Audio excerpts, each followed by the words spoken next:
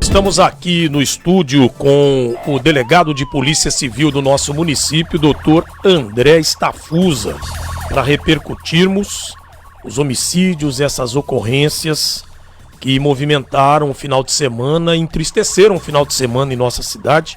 Para a estatística anual, janeiro já começa, infelizmente, com 2 crimes aí, né, Nestor?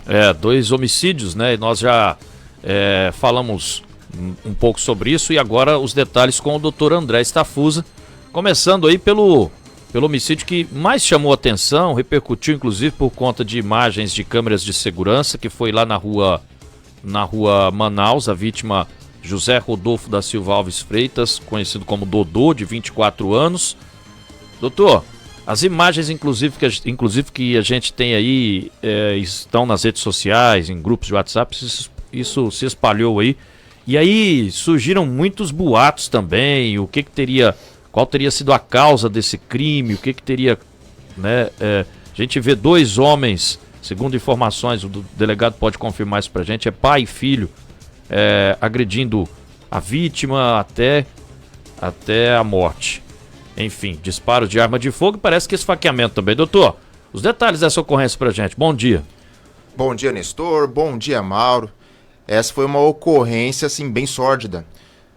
Nesse caso, o que aconteceu?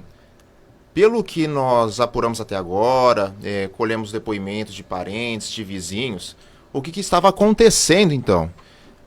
A vítima, que ele já tinha feito alguns furtos de pertences dos autores, inclusive armas de fogo, pelo que foi alegado, também furtou dinheiro. E provavelmente, assim, ensandecidos, em total cólera, o pai e filho foram até a residência da vítima e lá foram tirar satisfação. E com isso, assim, um munido de uma arma de fogo ainda não localizado, passou a efetuar disparos contra a vítima, e outro já com uma faca foi esfaqueá-lo.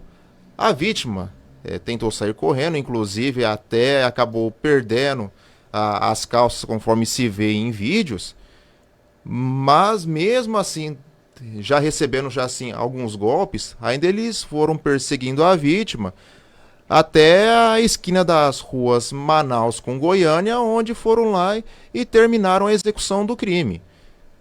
E lembrando também que a vítima era parente deles também, um grau de parentesco, como se diz, primo de 2º grau, 3º, e que infelizmente até foi presenciado pelo bisavô da vítima e do autor mais jovem lá. Presenciou tudo, já um senhor nonagenário, já que ficou bastante abalado em ver uma tragédia dessa na sua família. E a gente vê, foi de extrema violência, não só pelos disparos, mas a gente vê aí nas imagens as agressões, ou seja, a intenção deles era realmente ceifar a vida da vítima aí. Com certeza, Nestor. As lesões no corpo que a gente viu, haviam várias marcas de faca. Se vê que eles estavam assim, com muita raiva, muito coléricos. Tanto assim que se fosse uma simples execução, teria, por exemplo, feito os primeiros disparos, não deu certo, costuma-se fugir. E nesse caso não, eles foram perseguindo eles por toda a rua, andaram centenas de metros para poder concluir o objetivo deles. Tem um desses vídeos aí que a câmera até capta o áudio. Um desses vídeos a câmera até capta o áudio. Você consegue trazer pra gente com áudio aí esse vídeo no momento em que a vítima sai pra rua e os 2, pai e filho, saem. Olha lá, ó, o áudio.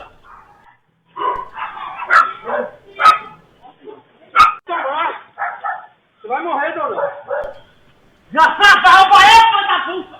Ó. Filho da puta!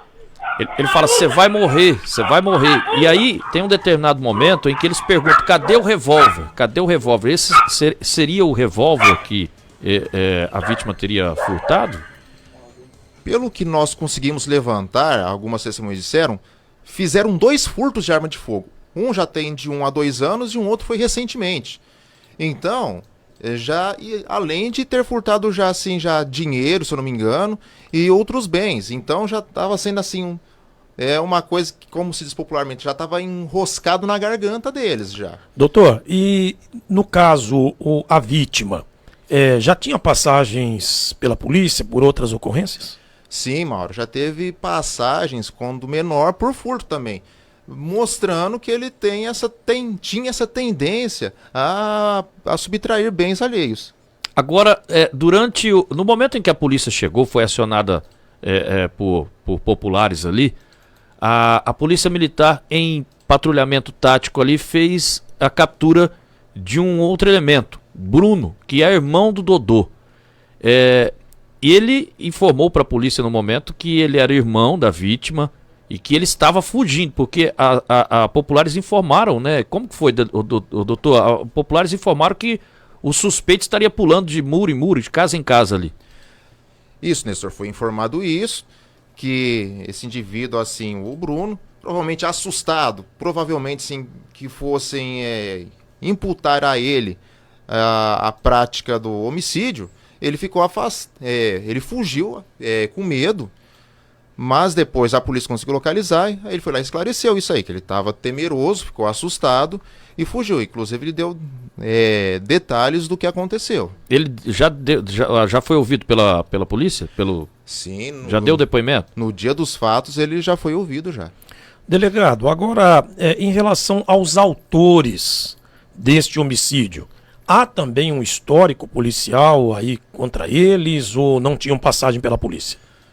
Então, Mauro, eles não tinham nenhum registro assim de crimes graves, assim, apenas infrações de menor potencial ofensivo. E eles, foram identificados, né? Lógico, Sim. Pai e filho. E estão foragidos, já se apresentaram, a polícia já localizou. Como que está essa situação? Então, Nestor, por enquanto ainda não foram localizados. Estamos tentando fazer contato com a família para tentar ver se eles se apresentam, até de forma discreta, para que não haja assim, nenhuma insurreição da população, da família, para que venha ter um linchamento ou uma exposição pública, para ver se a gente consegue fazer isso já nos próximos dias. Doutor, agora em relação a tudo que aconteceu aqui agora, na visão da polícia, o que a Polícia Civil deve apresentar dentro do seu inquérito, né, em relação a esse crime. Sabemos que o jovem tinha passagens pela polícia, o Dodô, mas foi brutalmente assassinado naquele dia, em razão de um histórico de ocorrências de furtos. E os autores, embora não tenham passagens pela polícia de crimes consideráveis, cometeram, né, um homicídio de forma brutal. Diante da lei, o que o senhor pode explicar para a população desse fato? Porque tem gente dizendo o seguinte, olha, também o cara cometia muitos furtos, aí, ó, morreu porque é aquela história, aprontava, né? Fazer justiça com as próprias mãos. E essa questão da justiça com as próprias mãos, qual que é a visão da polícia em relação a isso e o que deve constar no inquérito? Bom, eles vão ser indiciados pelos crimes de homicídio qualificado, por ter cometido o crime mediante emboscada e também por motivo fútil, porque embora não seja, vamos dizer assim, que a vítima estavam provocando eles, não há uma proporcionalidade. Nada justifica que o outro vai lá matar. Porque se for dessa forma, nós estamos instituindo a vingança privada no país. E isso daí vai virar a extinção do Estado. Nós vamos voltar aos primórdios da humanidade, em que as pessoas faziam tudo pelas suas próprias mãos, que não havia assim uma segurança e que era a lei do mais forte. Então, nós já estamos com os mandados de prisão, já foi deferido já a prisão preventiva de ambos, estão identificados. Agora vamos ouvir, acho que tem mais 2 testemunhas ainda para serem ouvidas, já vamos agendar para os próximos dias. Testemunhas essas que estiveram lá na frente da residência da vítima, que viram um momento dos autores chegando lá, e depois vai faltar apenas colher a versão dos 2 envolvidos. Os autores são considerados foragidos hoje? Hoje são foragidos. Doutor, em relação à arma também, né? A arma furtada, né? Supostamente furtada pelo Dodô. Isso aí também vai ter uma apuração, né? Se essa arma tá legalizada, enfim, como é que é? Registrada? Sim, nós vamos fazer agora as pesquisas nos bancos de dados, assim, da Polícia Federal, do Exército, verificar se há registro de armas de fogo registradas em nome dos autores, porque senão eles também vão responder também por posse e porte ilegal de arma de fogo. Agora, e o irmão dele, o Bruno, que foi capturado pela polícia num primeiro momento lá no local, e aí ele informou que ele estava fugindo porque temia pela própria morte, né? Estava fugindo para não ser morto pelos dois homens aí também, pelo pai e o filho lá. Como que é a situação dele? Enfim, porque ele corre risco de vida. Qual que é a avaliação do senhor? Não. O Bruno, no caso aí, ele apenas estava acompanhando ali só. Então, ele inclusive a gente foi ouvido só como testemunha. Então, por hora, ele está sem risco de vida. Tanto que a família foi lá, já conversou com ele, tá tudo ok. Doutor, os autores aí, os dois autores, André e Marcos, que é o filho, eles são considerados foragidos hoje. Sim. E alguém já entrou em contato com a Polícia Civil, algum advogado de defesa deles, já se manifestou? Sim, já a família, advogado, já sim. Já estão mantendo contato já para ver a melhor oportunidade deles se apresentarem já. Porque eles não vão poder ficar a vida inteira foragidos. Uma hora eles vão ter que se apresentar. Porque senão eles vão ter que viver uma vida sempre escondidos. E eles são residentes aqui em Aparecida? São residentes em Aparecida Taboado. Doutor André, e chegou por um acaso a Polícia Civil alguma informação de familiares do Dodô querendo vingar, no caso, esse homicídio? O senhor já tem conhecimento de alguma coisa? Por hora não chegou de forma oficial para a polícia nada disso, mas estamos apurando também para ver se chega. Por isso que o senhor coloca aí durante a entrevista que inclusive a possibilidade deles se apresentarem praticamente, como se diz, no anonimato, né? Ou seja, sem nenhum alarde para evitar qualquer situação de animosidade aí com a família, seria isso? Sim, para que não tenha realmente, sim, nenhuma exposição pública. A família já está toda desgastada, então a gente tentar fazer isso sem que coloque em risco a integridade física de ninguém, inclusive até mesmo prejuízo para a investigação, para que não haja nenhum tumulto nem nada do tipo. Bom, eles devem se apresentar nas próximas horas, possivelmente, né? Possivelmente. Doutor, quantos dias o delegado tem para concluir esse inquérito aí? São 30 dias e se eles se apresentarem, aí o prazo reduz para 10 dias. Certo. Bom, teve um segundo homicídio, já na noite de... Foi ontem o segundo homicídio? Foi na sexta-feira mesmo. No mesmo dia, na sexta à noite. A vítima foi Marcos Vinícius Ferreira César. Ele é natural de Ilha Solteira, tem 26 anos. Foi o caso do esfaqueamento ali nas mediações, atrás do recinto da festa do peão. Como que aconteceu esse fato aí, doutor? Pelo que nós apuramos, Nestor, foi o seguinte: houve lá assim uma discussão, ambos já assim sob influência de bebida alcoólica, e em determinado momento a discussão evoluiu para agressões e o autor, munido de uma faca, foi lá e esfaqueou o abdômen da vítima, que morreu no local. Só que diferentemente do primeiro homicídio, o autor, ele ficou no local esperando a polícia chegar. Era um condomínio que eles moravam, é isso? Sim, era um condomínio.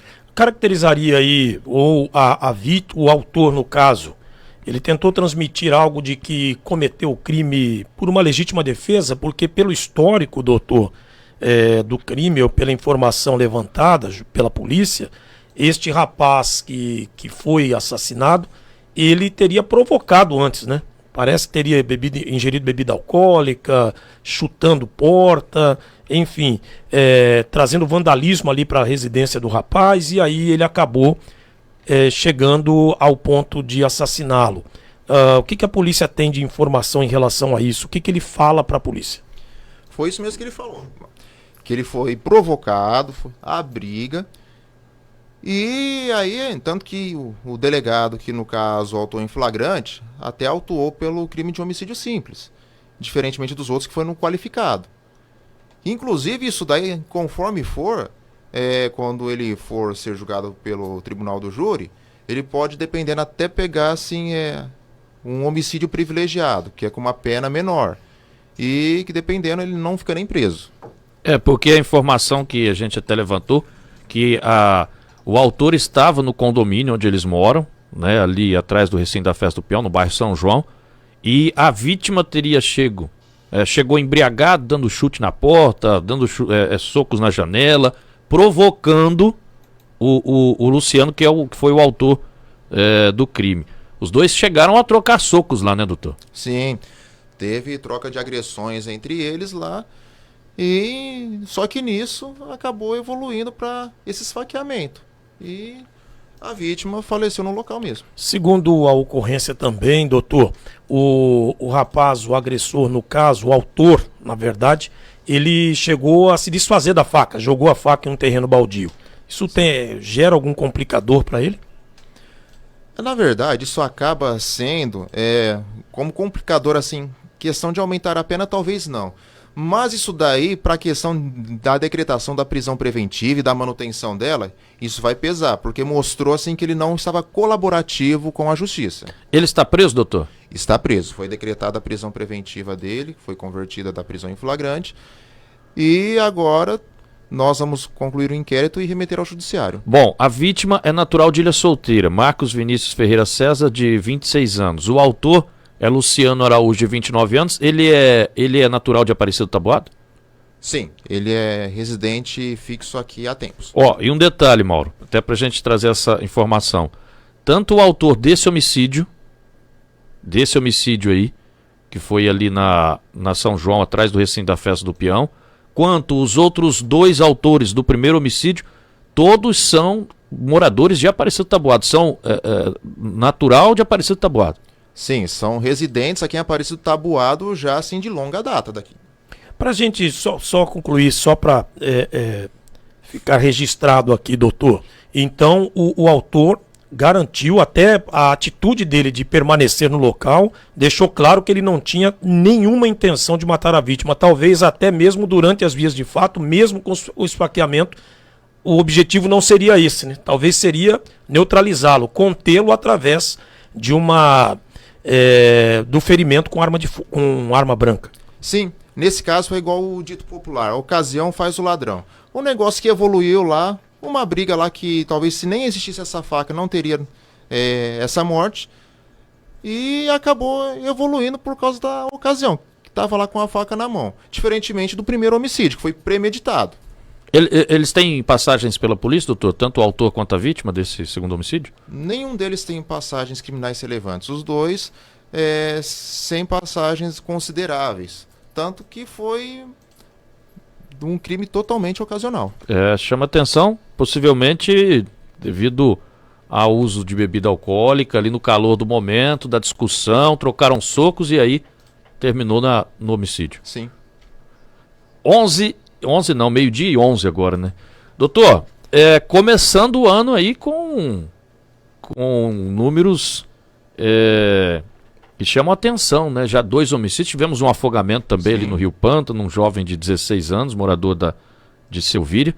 Mas enfim, qual a avaliação do delegado, doutor André Stafuso, para esse início de 2026 aí? Bom, já foi o ano começando. Foi bem assustador já essa sexta-feira. Teve esse afogamento também, já assim no limite de município com Silvíria. Mas por hora, não é vamos dizer assim, mortes em série, foram casos assim dispersos, isolados. Que infelizmente coincidiu de ser todos nesse final de semana.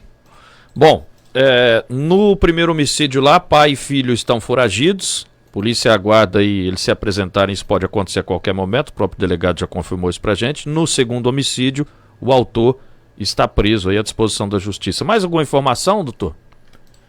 Tivemos também outras ocorrências também, assim, como sempre, aqui tem bastante de violência doméstica. Tivemos aí 2 prisões por isso. Mas também, assim, que foram, como sempre, tem sempre álcool envolvido na história ou drogas. mas que os presos devem estar passando por audiência de custódia e também por não ter grandes registros criminais também devem ser colocados em liberdade. Questão de furtos aí, as ocorrências de furtos, doutor, como é que começamos o ano? Quanto à questão de furtos, nós não estamos tendo assim nenhuma série assim de furtos assim. E pode estar tendo assim um ou outro de forma assim isolada, sem conexão. Inclusive, já para a gente finalizar, Mauro, só lembrar aqui os ouvintes que as câmeras de monitoramento que foram instaladas aqui no município pela Prefeitura Municipal estão contribuindo já com a segurança do nosso município. Vamos trazer uma reportagem aí no decorrer da semana, né, doutor? Inclusive, aliás, sobre sobre as imagens das câmeras que estão auxiliando as forças de segurança. Isso, inclusive, aconteceu agora um veículo dublê, né? Foi identificado. Um foragido da Justiça de Goiás foi capturado aqui também. Tudo isso com o apoio aí das câmeras de monitoramento. Sim, elas estão sendo muito úteis para as forças policiais. Tanto que foi um veículo, um dublê. Para quem não sabe o que é um veículo dublê, é um veículo que ele é furtado e que se faz o processo de esquentamento. O que seria isso? Eles adulteram sinais identificadores, placa, motor, chassi e eventualmente até o documento com dados de um veículo assim original.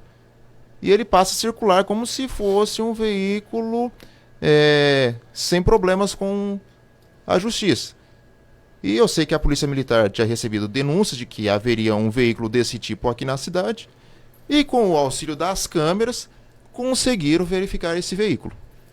E também teve uma situação, Mauro, nós vamos trazer essa informação com mais detalhes. Teve uma situação de um foragido da Justiça em Goiás, que ele foi identificado aqui em Aparecido do Taboado através das câmeras de monitoramento. Então, já está surtindo resultado positivo aí, Mauro. O trabalho já está acontecendo, já é uma ferramenta muito importante, né, a serviço das forças de segurança do nosso município, como o próprio doutor André disse aqui. Lembro que lá na época ainda da instalação, dos primeiros testes, das primeiras câmeras de vídeo monitoramento que estavam sendo estavam sendo testadas, o Tenente Vieira já falava da eficiência, né, desse instrumento para a segurança pública e dos recursos que ela dispõe, né?